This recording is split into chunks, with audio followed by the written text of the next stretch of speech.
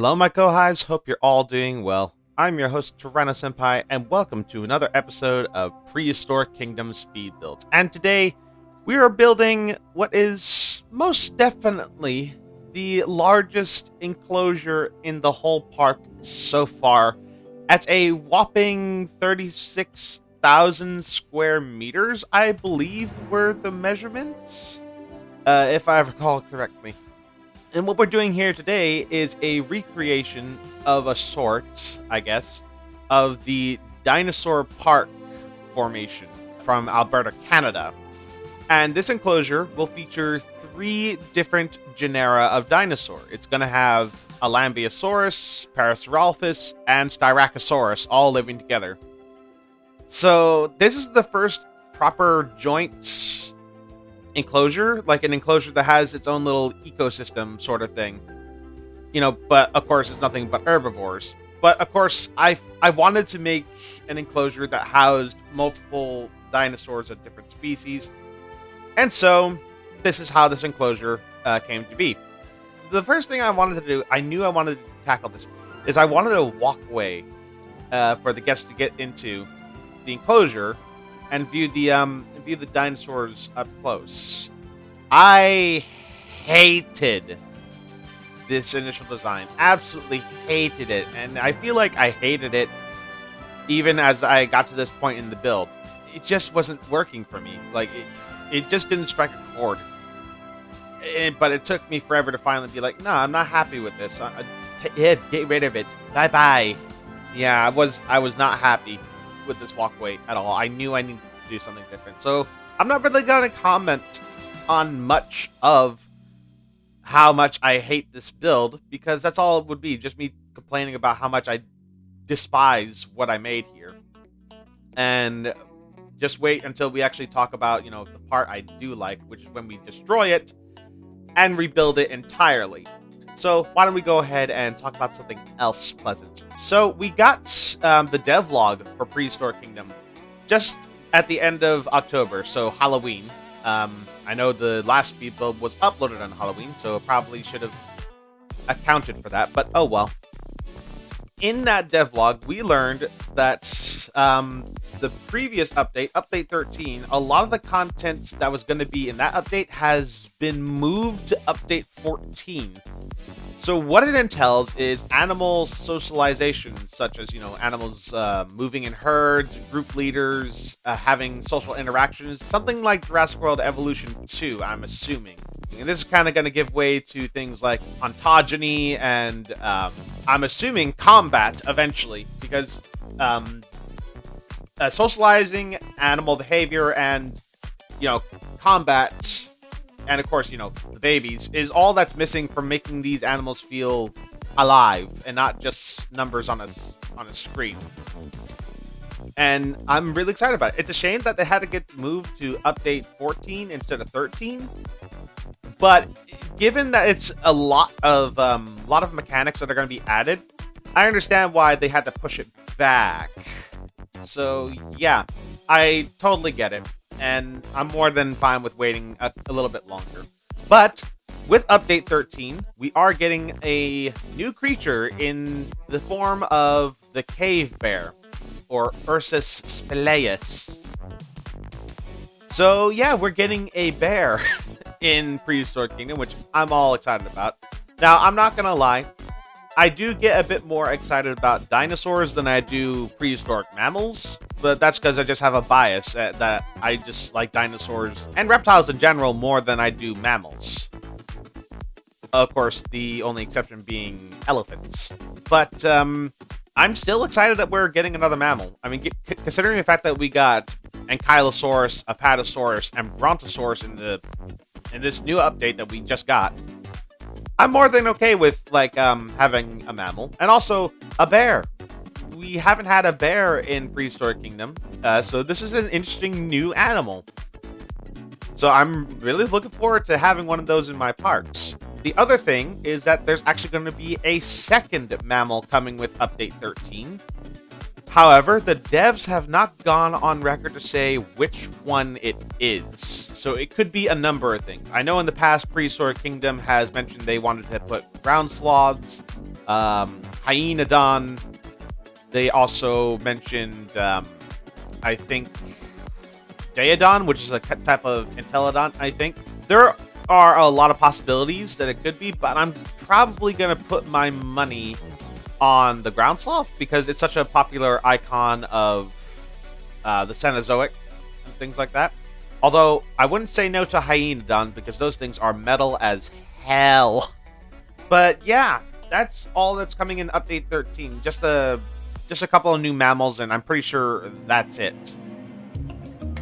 And, of course, there's also going to be some changes with how we build modular stuff. I'm pretty sure now it's all the toolbox is actually going to be sorted by type. So now we won't have to scramble around like headless chickens trying to look for certain objects, when all we can do is just look by theme or by the type of material it is, that sort of thing. And honestly, I do think that's much needed because I'm a very organized person and I need organization in my life or else there's nothing but chaos. So, yeah, very much looking forward to it. Also, I did want to mention the poll I did put up on my channel about asking if I should go ahead and start building the Hell Creek sector of the park, and an overwhelming number of you guys have said, yeah, do it. So I guess the next speed build segments that we're going to be doing from here on is we're going to be building the Hell Creek sector, which means the Triceratops, Ankylosaurus, Edmontosaurus, and yes, Tyrannosaurus will be getting their enclosures within these next couple of videos. And I know what you guys want. You guys are probably wanting the Tyrannosaurus Rex because, hey-ho, it's T-Rex. And honestly, yeah, I can see it because, yeah, Tyrannosaurus is my favorite dinosaur. But I think I'm going to make you wait for that. I think I think I'm going to be the devil and not do the T-Rex enclosure first. In fact, I'll save it for last. What I might do is I might actually do the Ankylosaurus enclosure first, considering that's the newest dinosaur, and I tend to prioritize newer animals over older ones. So, yeah. And also, in case Pachycephalosaurus does get added to Prehistoric Kingdom, it's still kind of a big question mark. I haven't heard anyone say anything about Pachycephalosaurus, whether it will be in the game or not. So it's still a big old question mark in the air at the moment. So I'll leave that for interpretation. But yeah, the next build we will be doing is the Hell Creek Formation, which is going to feature, all these genera I mentioned earlier. But after that, I am thinking, because I'm thinking ahead into the future quite a bit with these speed builds. Oh God, having a bit of a stroke. Ooh, baby, that's all, folks. Jeez. Whew. But yeah, after Hell Creek, I am thinking of doing Acrocanthosaurus, I think, because that was voted in the polls as well as one of the apex carnivores that is most wanted in the park. So yeah, the speed build I'm most worried about though is Argentinosaurus, because the suggested population calls for an enclosure 105,000 square meters. So that's going to be a big enclosure, and I need to fill up a lot of space to make them happy. Yeah.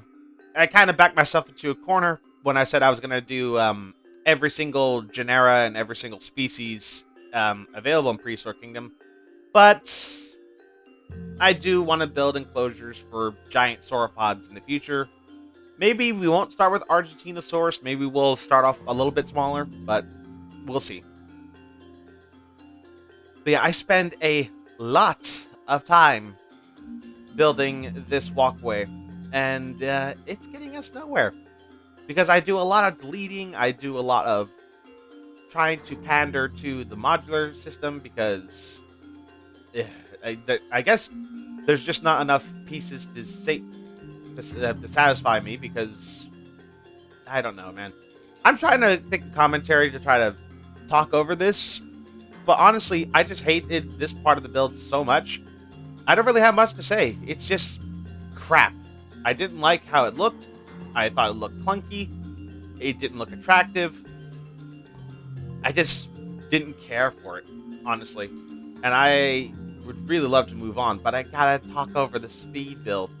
So hopefully, oh yeah, I'm pretty sure at this point I'm just like decorating around the enclosure, but I decided maybe I should hold off until later in the build.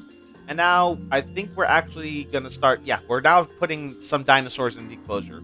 So we need a couple of Lambeosaurus, and of course I'm choosing the ones I like the most. There's one in here that's really gorgeous. It has like the orange patterns on his tail, which looks really nice. Absolutely love the coloration of this guy. And then of course we're picking the females. And unfortunately, the game is still bugged where the animals are getting stuck by their feeding areas and water. So I'm hoping that gets fixed with an upcoming patch, because this is starting to... It is kind of annoying. I won't lie. It is kind of annoying. And now we're going through and picking some Parasaurolophus, because, yeah, it was only a matter of time before we added Parasaurolophus to the park. And of course, next up is Styracosaurus, and we don't have to have as many because they're surprisingly antisocial ceratopsians. They really like to be mostly alone. In fact, the group suggestion is 2 males and 2 females. So they really like to be isolated. So, of course, I provided that. But, of course, in traditional Prehistoric Kingdom fashion, the enclosure was too small. I guess when you have different species in the same enclosure, it still counts towards crowding. So, of course, I had to make the proper accommodations and change the shape of the enclosure, which I am more than happy to do for these guys. And then finally, I just got rid of that pavilion because it was just that ugly. I couldn't bear it anymore. And so I decided to work on the new one, which is the one that ended up being the final build in the park. And I decided to, try to leave my comfort zone for this particular instance, because I'm way too comfortable or something like that. And I wanted to try to challenge myself by doing something I'd never done before, and that's try to go against the modular builds and, make them go the way I want them to. And I really like how it turned out. I was looking at pictures on Google for inspirations on wooden bridges or walkways, and I found one that had tight corners and a couple of branches, and I thought hey, this would look really nice for an enclosure. And I see these kinds of things in zoos all the time, so I'm like, it would make sense to put one of them in this park, and I'm honestly glad with how this one turned out. I will admit, in hindsight, it is probably a little bit dangerous to have something like that when you have something like Styracosaurus in there, because I'm pretty sure you wouldn't want to be impaled by that. And now we're adding the railing, to keep the guests from falling into the enclosure or being stupid and reaching their hand in there, because maybe I should have put a "Don't feed the animal" sign or something like that. I know the guests aren't that stupid, but I'm also trying to go for a little bit of realism here, trying to make it like a proper zoo. And all I'm doing right now is just copying and pasting the railing. And just looking at it before it's even done, it already looks so much nicer than what I had before. The last one was clunky and ugly. This one, it's clunky, yes, but it has charm to it. It actually looks pleasant. And I want to have a pleasant looking park. So, yeah. I will choose pleasant over ugly and clunky every time. I don't think I need to further explain myself about that. Yeah, just copy and pasting. And I do have to change this quite a bit for the sake of the animals, because it's just the game, and I have to make some sacrifices because of the way the game is at the moment. And I basically copy and paste all these railings basically to the end, stretching them and all that stuff. There were some times where I found that like they were at the wrong angle, like they were diagonally going upwards or sideways, and I have no idea how they achieved it. I don't know how it's possible, but hey ho, that's just the life we live. And that's basically all I do for like the next couple of seconds. But I do kind of deck this thing out in some ways, I guess. And then once that one angle was done, it was time to go to the next branch. And I kind of wanted to do more than like 2 forks in this walkway.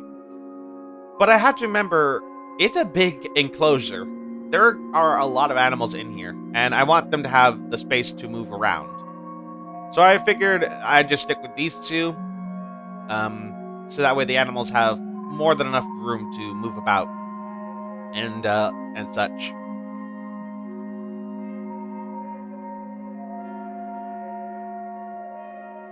And with that last bit of railing, that's basically the railing side of it done. But now I wanted to add some log posts because at the moment this thing is basically just suspended in the air, and mechanically it makes no sense. So we're going to need some structural support to hold this thing up. So we got some giant logs here that I stretched and that I'm pairing up with, and putting them alongside, the corners, and of course we'll add more where I see fit. And these will be holding the bridge up, basically. I'm not a mechanic, I'm not an engineer, so you guys will have to tell me about the structural integrity of this in the comments or something like that. And now I'm just going back and adding some wooden beams where I think they might be necessary to add some further support and such. And of course, going to the other branch and copy and pasting there, because copy and paste is your best friend, folks. I highly suggest you treat it well. Then I decided to give it some color, so it matched a little bit. I wanted to have that rustic theme throughout this sort of build. And of course, I wanted to entice guests to walk this way, and the only way to do that is with some benches, some bins, and a good old vending machine. So yeah, we're gonna have I'm gonna try to have some people come through here, and people do come here. I was originally thinking about installing a bathroom of sorts on here, but I'm like, it doesn't really make sense to have a bathroom on an elevated walkway, does it? Especially if it's directly above an enclosure, so nah. And now we're installing some rustic lights, so when it gets dark, guests can walk through and see the dinosaurs through these lights. And I'm just placing them on these logs. I might go back and change it because these are just lamps that should be on the ground. And I might just replace them with actual lights that go on walls and such, like that sort of thing. But I don't know. Maybe. I guess I wanted to keep that rustic theme by adding, just these old-timey looking lanterns and such. But in the end, I still really like how they turned out. And now I'm just selecting all the lights that I put down. Probably should have done this earlier. And I'm gonna change the lights from white to green, to match the aesthetic of of the enclosure that I'm attempting to build here. Like, make it look natural and such. Like, give the illusion of nature and the like. And now I'm copy and pasting benches all throughout the walkway because it is kind of a walk. I'm not gonna lie, it is a bit of a walk, and I imagine guests are gonna get tired. And I kind of also want to do this sort of build for when we do the Hell Creek build. Just like a raised walkway over the enclosures. I'm not sure how I would handle doing it for the Tyrannosaurus Rex enclosure. I think it might have to stop before it reaches the T-Rex because I don't want my guests falling in there and potentially getting eaten. And that's basically the pavilion walkway sort of thing done for the most part. I do have to go back and change it later for a reason you'll see later. But now I'm actually, working on the interior design of the enclosure, putting in water and stretching the posts up where, the terrain kind of makes them start floating. Because the Dinosaur Park Formation, as far as when I looked for information, it was a coastal floodplain sort of place, if I remember correctly, that had a river system. I could be wrong. If there are any people that know more about this, let me know in the comments. But I decided, to do like a winding river with some coastal plants and a little bit of mud and such.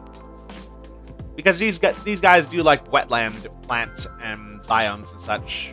So I combined the two for this particular build. I played around with the terrain for a little bit, just to make it seem less flat and barren and such. And now it is time to paint the terrain. So around the water and in the water itself, I put some mud. Because it's wet soil. And outside of the grassland biome, this is the only mud there is, which is kind of a bummer, because I would really like to have mud for all the biomes. I would like to have rocks for all the biomes.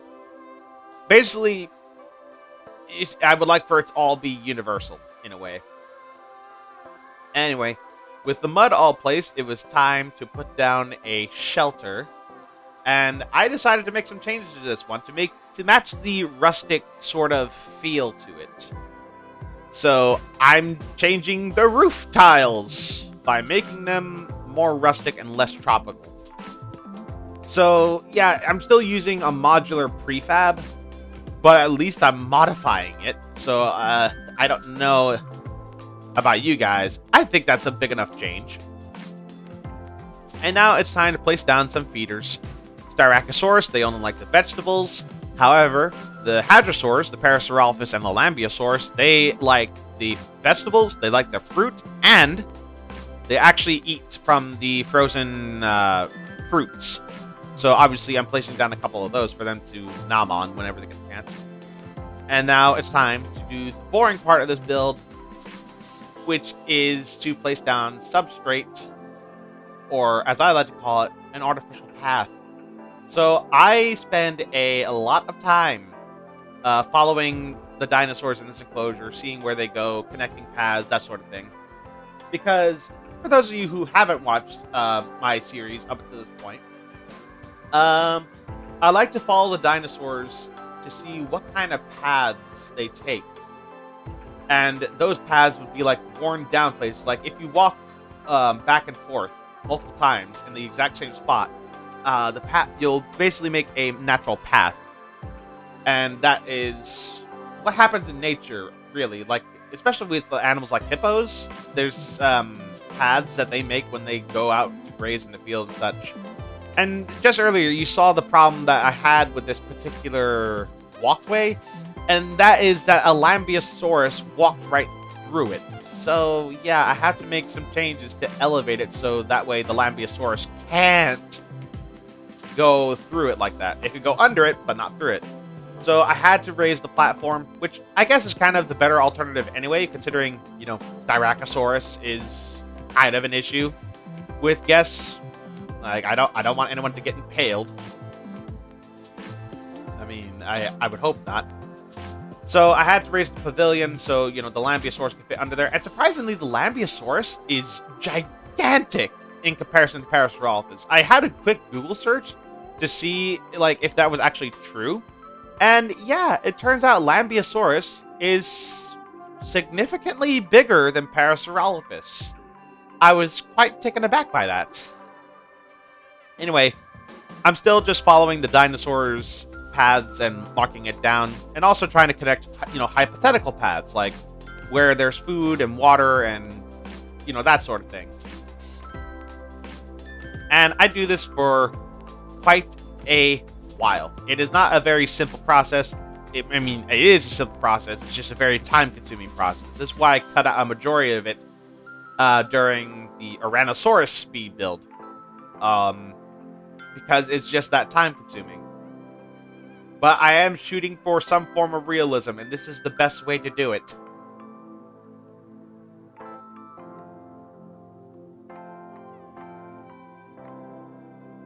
And I noticed that the dinosaurs weren't really coming to this one spot where there wasn't really any water, so I decided, make the river branch off to that little area there, so they have a reason to go there outside of, the shelters over there. And I'm still just making those paths and such. But luckily for me, that's the... luckily for you guys, that's basically where it ends. And now it comes the time to paint in the foliage. I was going to try to do my original idea for the Tyrannosaurs here, but it just wasn't going to work. I think I might have to save it for maybe when I do something from the Jurassic, like, Dryosaurus and something like that. But for this, I'm doing a mostly coastal prairie, fern plains sort of vibe. And not having that many trees. I don't want this to be a heavily forested area like the Tyrannosaurus enclosure was. I want there to be trees, but I don't want them as closely knit together, except to hide some elements of the enclosure.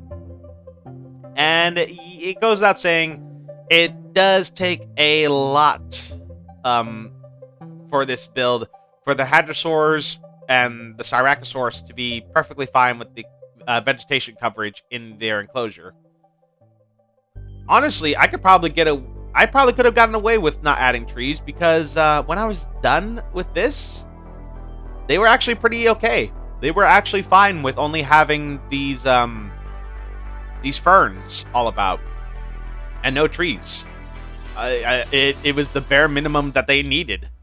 But of course, knowing me, I knew I wanted more than just that.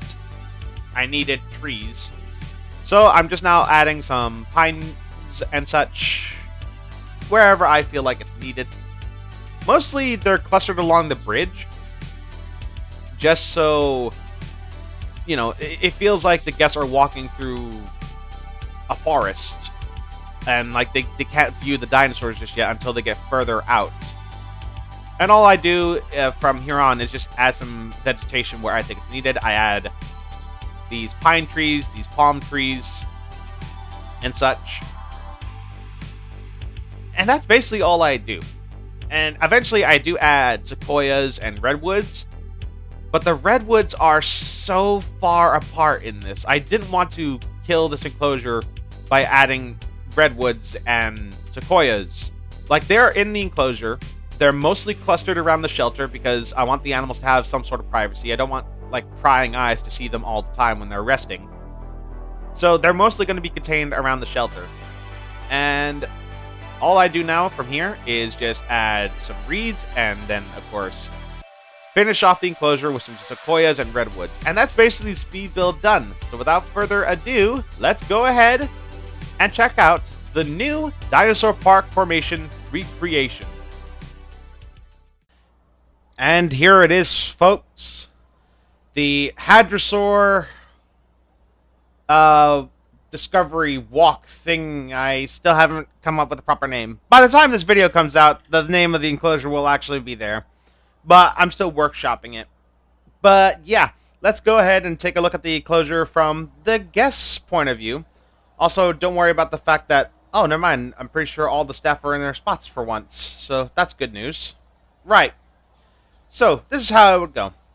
Guests would come through here and walk up these stairs. And from here, they can get a glorious view of our dinosaurs from the safety of, this bridge thing, this walkway, this platform.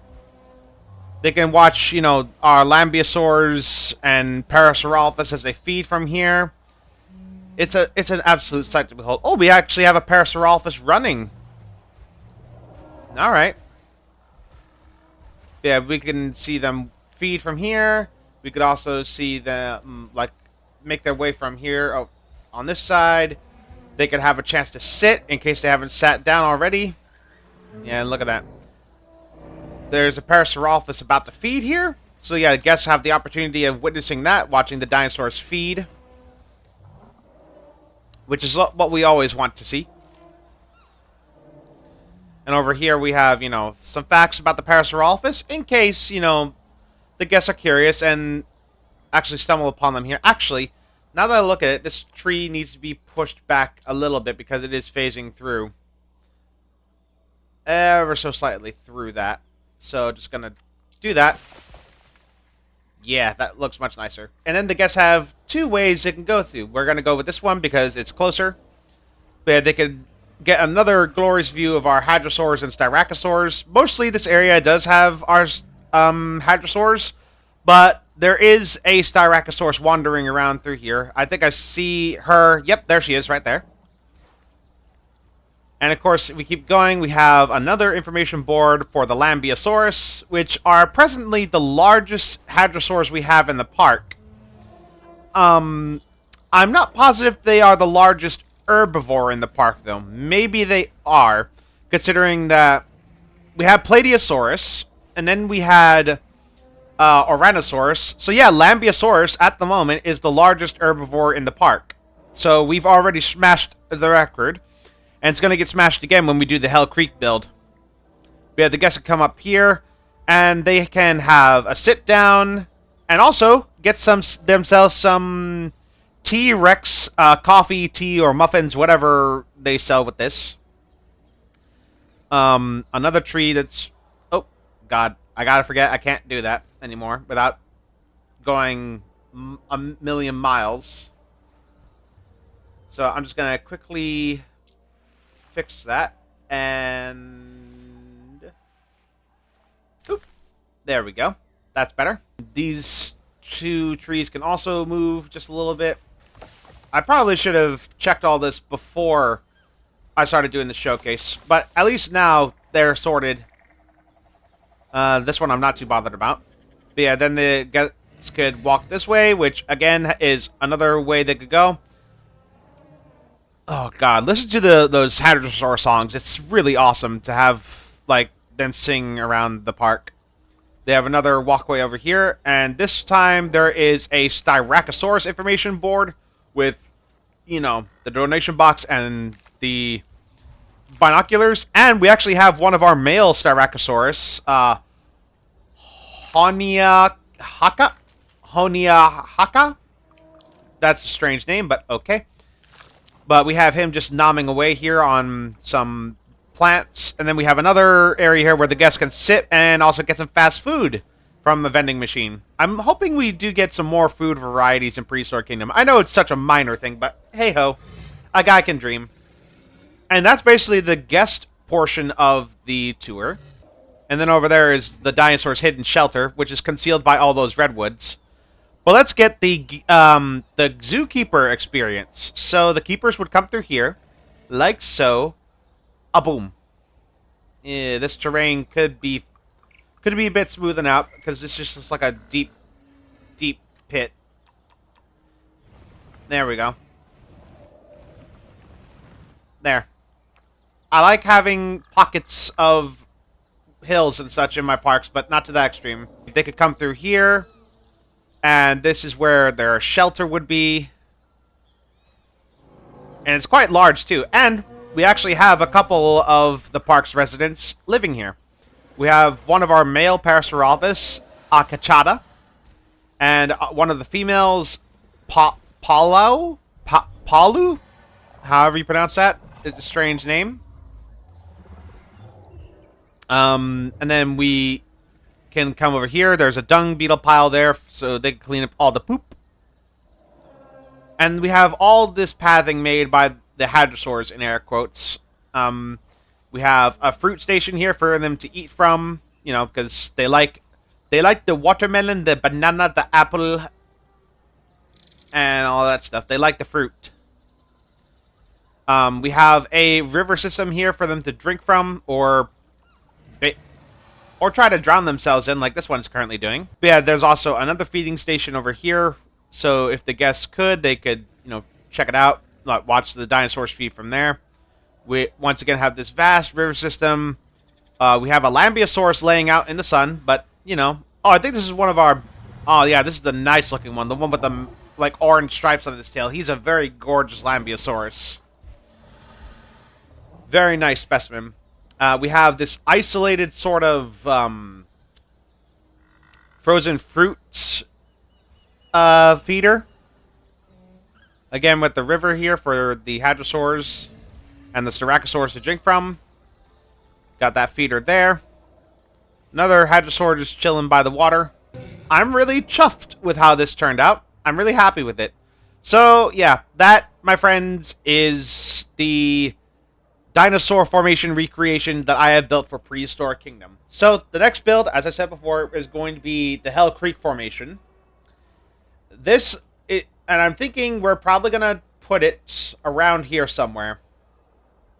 And what we'll do is we'll start with the Ankylosaurus, because it's the newest dinosaur, and, it's a dinosaur from Hell Creek. And we only need a minimum population of 2, so it's going to be a relatively small enclosure. But what I'd like to do is, I would like to try to do a similar build where I have this sort of walkway going through the enclosures. But yeah, I hope you guys are excited about that. So the next build we do is going to be the Ankylosaurus, which will kick off the Hell Creek build. So if you're looking forward to it and more Prehistoric Kingdom speed builds in the future, leave a like, subscribe today, hit that notification bell so you don't miss anything new. Also, if you want to explore this build for yourself, I do have it currently in the Steam Workshop, so you can have a look at it from there. All my links are in the link tree in the description down below, and until next time, this is Tyrannosaur signing off. Alright then, take care now. Bye-bye then.